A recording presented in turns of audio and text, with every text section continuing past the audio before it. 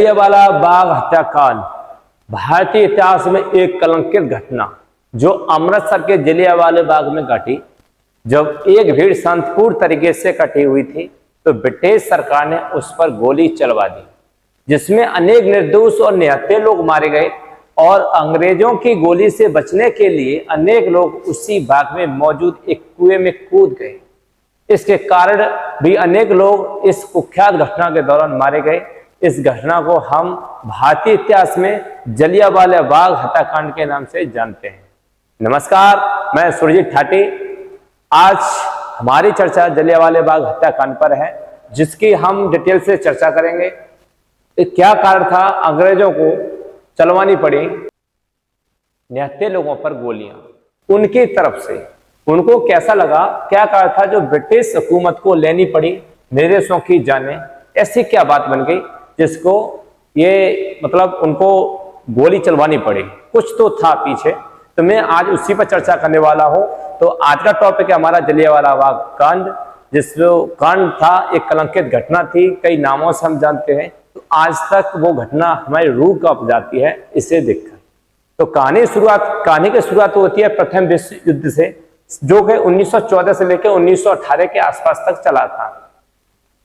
इसमें क्या हुआ था, सन 1914 यानी 1914 से लेकर 18 तक भारतीय नेताओं और जनता ने खुलकर ब्रिटिशों का साथ दिया, जिसमें 13 लाख भारतीय सैनिक और सेवक शामिल थे, जो कि यूरोप, अफ्रीका और मिडिल ईस्ट इंडिया की ब्रिटिश तरफ से तैनात किए गए, जिनमें से लगभग 43,000 भारतीयों की संख्या एक बड़ा आंकड़ा है जो कि शहीद हो गया।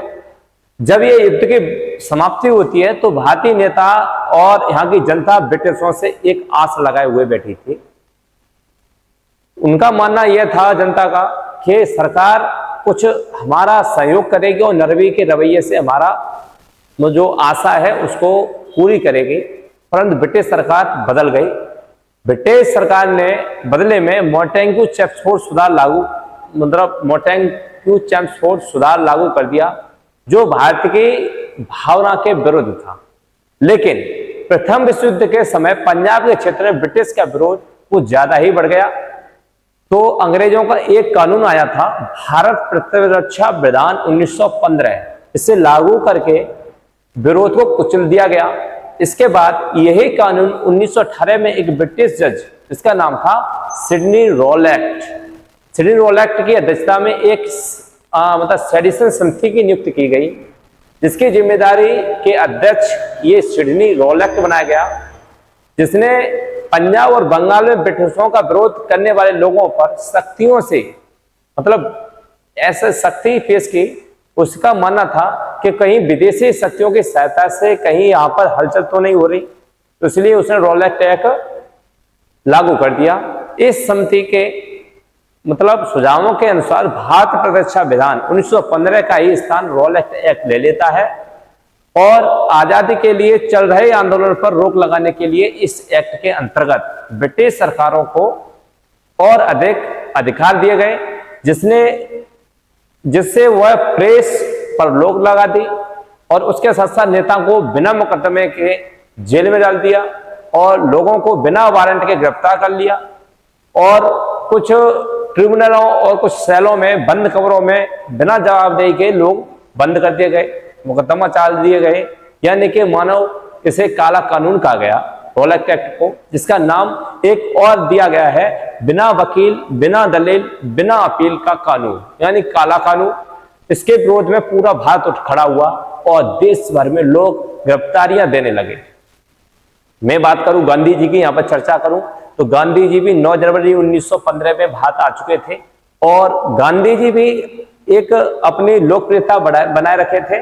ये दक्षिण अफ्रीका से जब भारत आए तो उन्होंने धीमे धीमे यहाँ की भाषा शैली को, यहाँ के लोगों को समझा और वो भी पंजाब में और कुछ बिहार में चंपारण, खेड़ा, नील विद्रोह कई मामले सुलझा चुके थे तब तक। तो गांधी जी ने भी रोलैक्ट एक्ट का विरोध किया और विरोध करने पर लोगों को इकट्ठा किया और ब्रिटिश सरकार ने एक बड़े रूप में नेताओं जनता को रोलैक्ट एक्ट के अंतर्गत गिरफ्तार कर लिया, कड़ी सजाएं भी दी। इससे जनता का आक्रोश और बढ़ गया और लोगों ने रेल, डाक, तार संचार सेवाएं बाधित करना यानी कि ध्वस्त करना शुरू कर दिया। अब लोगों का क्या है, तो लोगों को अगर जब तक सुविधा है तो ठीक है, नहीं तो मतलब चीजें क्या थी तब थोपी जाती थी अंग्रेजों के द्वारा। ये आंदोलन अप्रैल के पहले सप्ताह में जो चल रहा था वो चरम पर पहुंच गया और लाहौर अमृतसर की सड़कें लोगों से भरी भरी पड़ी थी। करीब माना जाता है कि 5000 लोग जलियांवाले बाग में इकट्ठे थे। ये जिस दिन कांड हुआ उससे पहले की बात है, क्योंकि वही एक बाग था जिसपे पंजाब यानी अमृतसर में लोग इकट्ठे हुआ करते थे। लाहौर और अमृतसर की सड़कों पर लगभग बताया जाता है 5000 लोग इकट्ठे हुए थे। ब्रिटिश सरकार ने कई अधिकारियों को यह 1957 की जैसे 1857 जैसी घटना उनको लगी, मतलब ऐसा लगा कि घटना 1857 जैसी न हो जाए, जिसे न होने देने का उन्होंने निर्णय लिया और उसे कुचलने के लिए पूरी तरह से तैयार हो गए। उन्होंने पहले ही अपना माइंड सेट कर रखा था कि वह कुछ बड़ा करने वाले हैं, मतलब कुछ बड़ा करना पड़ेगा, नहीं तो ये जो आंधी चल रही है ये बहुत ही जल्दी हमारा सालों का बनाया हुआ साम्राज्य तुरंत ही खत्म कर देगी और ये हमारी ये जो सत्ता है वो हमारे हाथों से निकल जाएगी। उसी समय कितने ओले की पहन मूड की मुड़ावन, उस समय उनके दो नेता सत्यपाल और सबदिन किचलू, ये दोनों लोग गिरफ्तार कर लिए जाते हैं। इनको काली पानी सजा दी गई। ये बात मैं करूं तो 10 अप्रैल की है 1919 की बात अमृतसर की है। तो वहां के उप कमिश्नर के घर पर इन नेताओं ने, कुछ और छोटे मोटे नेताओं थे, उन्होंने उनको रिहा कराने के लिए घर की घेराबंदी कर ली कमिश्नर की। तो ब्रिटिशों ने शांति फ्री और सभ्य तरीके से विरोध प्रकट कर रही जनता पर गोलियां चलवा दी। अभी मैं बात जलियांवाले कांड की नहीं कर रहा हूं, अभी मैं उसकी भूमिका की बात कर रहा हूं। जब गोलियां चल जाती हैं जिससे तनाव और बढ़ गया। उस दिन कई बैंकें, सरकारी भवन, town hall, railway lodge, railway station और बस स्टैंड, इन पर आगजनी की गई जनता के द्वारा।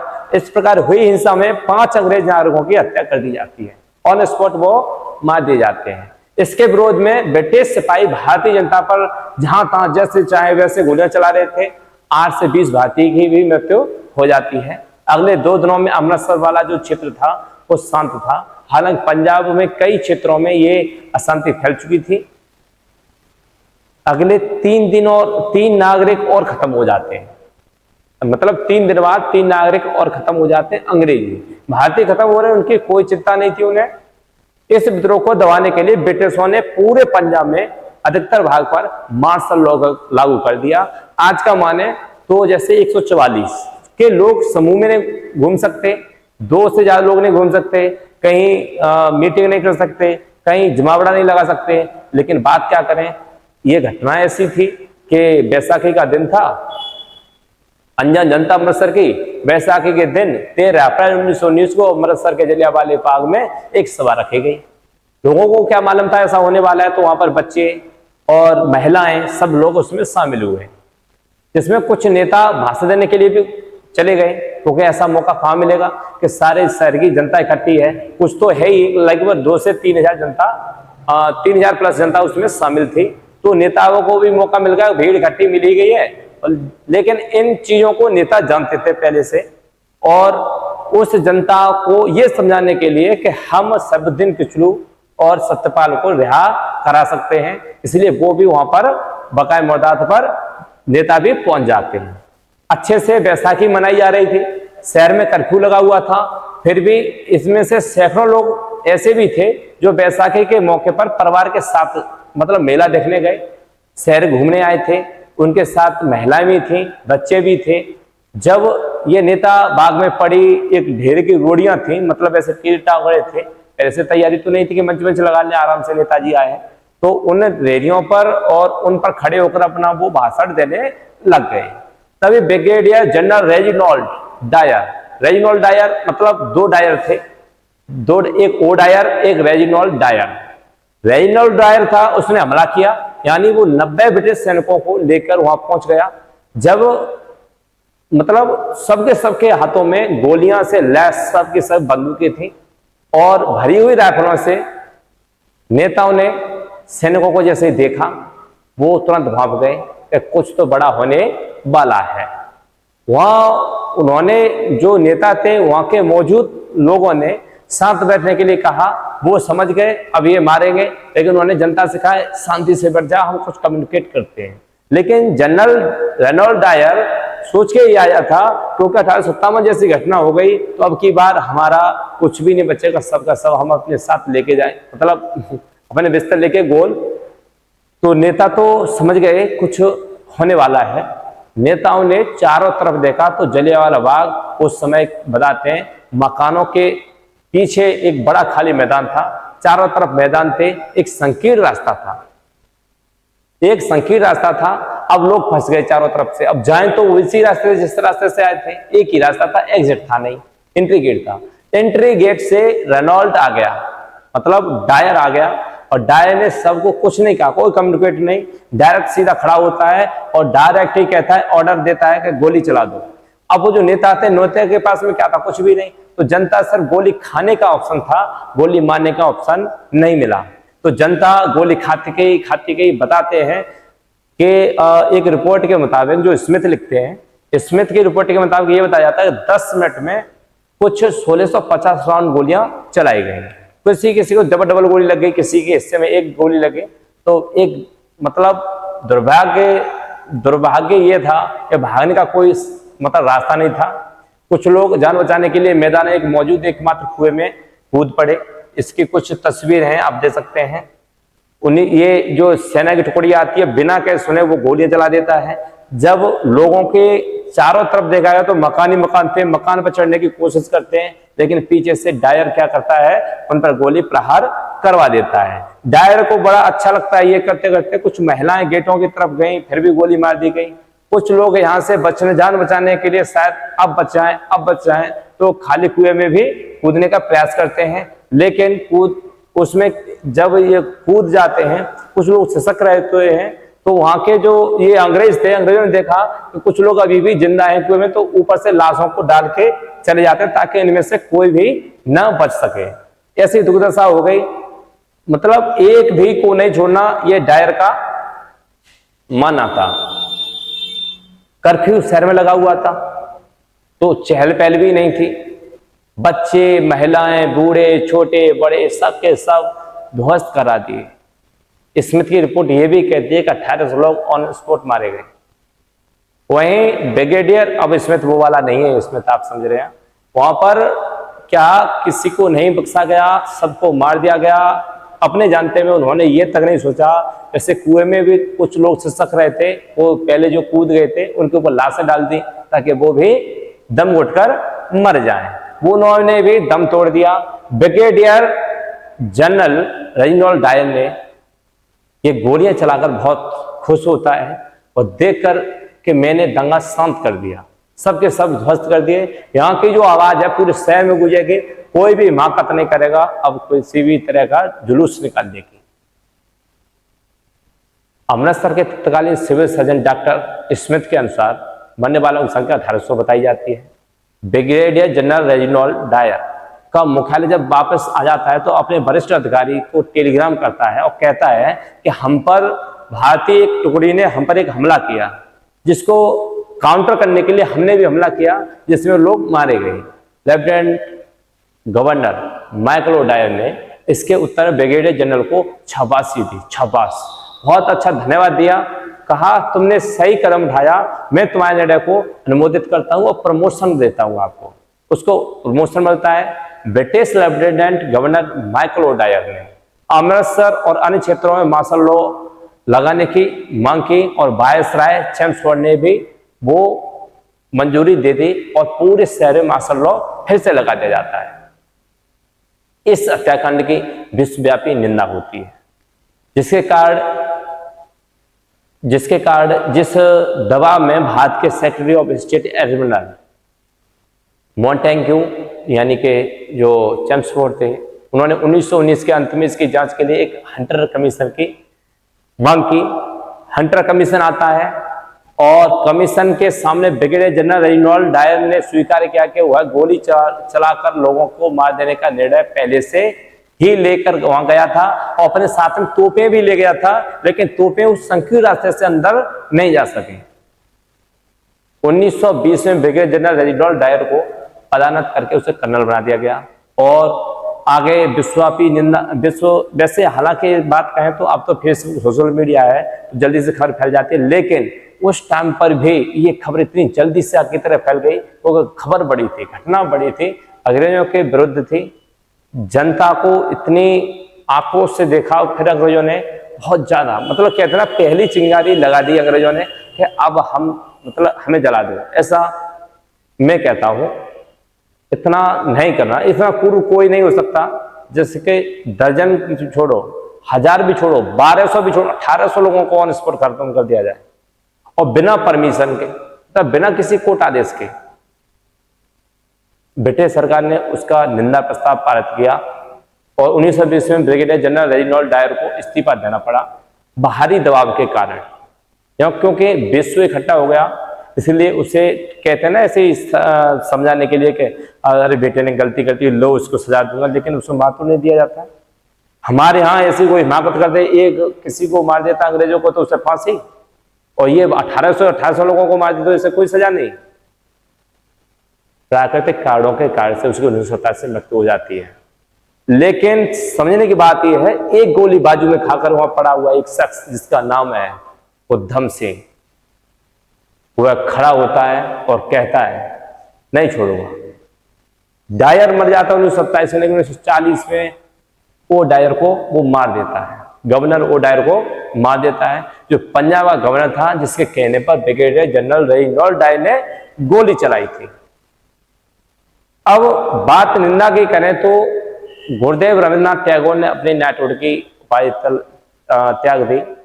उपाधि मिल रही थी, वो मिली थी 1913 में, वो उपाधि जो त्याग दी। उसके बाद गांधी जी ने भी अपना असहयोग आंदोलन शुरू कर दिया। हम किसी प्रकार का सहयोग नहीं करेंगे, पूरी तरह से असहयोग होगा। हालांकि वो चोरी चोरा कांड में वो असहयोग आंदोलन वापस ले लेते, उसकी कहानी हम बताएंगे, एक अलग से सेशन करेंगे चोरी चोरा उसकी कहानी क्या है। बल्कि सच तो यह है कि इस घटना के बाद आजादी हासिल करने की चाहत लोगों में और ज्यादा बढ़ गई, उफान मारने लग गई, ऊपर से निकलने लग गई। उन दिनों संचार और हालांकि फेसबुक मीडिया नहीं थी, लेकिन कल्पना कीजिए कि सुबह से लेकर शाम तक पूरी दुनिया में खबर फैल गई। तो सोचो खबर कितनी तरह से फैली होगी। कहते हैं ना गांव में एक बात शुरू करें, गांव घूम के आ जाती है घंटे बाद, बस वही हिसाब था, क्योंकि घटना ही ऐसी थी। पूरे शहर में पूरी तरह से फैल गई। आजादी की चाह में न केवल पंजाब बल्कि पूरे देश को बच्चे बच्चे को सिर पर मतलब सिर चढ़कर ये बोलने लगे। उस दौर के हजारों भारतीयों ने जलियांवाला बाग की दौरा किया, हजारों भारतीयों ने दौरा किया और वहां की मिट्टी को अपनी मस्तिष्क से लगाया। कहा इसमें खून उन भारतीयों का है जो आज़ादी मतलब निर्दोष, जो बच्चे महिलाएं बूढ़े बुजुर्ग, जो उनका कोई भी दोष नहीं था, सिर्फ एक मेला देखने आए थे, घर से खुशी खुशी आए, झूला चरखा झूलने आए बच्चे, उनको उसने बेरहमी से मार दिया। इस हत्याकांड की जब खबर भगत सिंह को भी लगती है, आगे जब भगत सिंह का भी टॉपिक आएगा, तो 12 वर्ष की उम्र में भगत सिंह 16 मील मतलब स्कूल से चलकर पैदल चलकर उस जलियांवाला बाग में पहुंच गए और उनको भी मतलब झकझोर दिया अंदर से उस बच्चे को, जो आगे चल के वो शहीद होते हैं। पंजाब तब तक मुख्य बात से कुछ अलग चला करता था, परंतु इस घटना के बाद पंजाब पूरी तरह से भारी स्वतंत्रता आंदोलन में सम्मिलित हो गया। इसके फलस्वरूप गांधी ने 1920 में असहयोग आंदोलन भी प्रारंभ किया। पंजाब क्या था कि पंजाब एक उपजाऊ जगह थी, तो अंग्रेजों का सबसे ज्यादा दबदबा अंग्रेजों मतलब पंजाब में था, समृद्ध राज्य था पंजाब और बंगाल, तो पंजाब में ही ज्यादा डिस्टर्बेंस दिखा और हमें पश्चिम बंगाल में दिखा।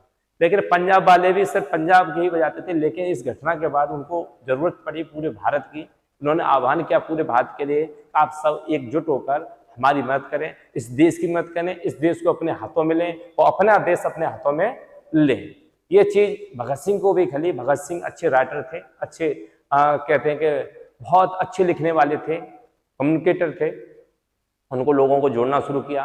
लेकिन दुर्भाग्यवश अंग्रेजों ने उनको आखिरकार आतंकवादी घोषित करके उनको सजा दे दी।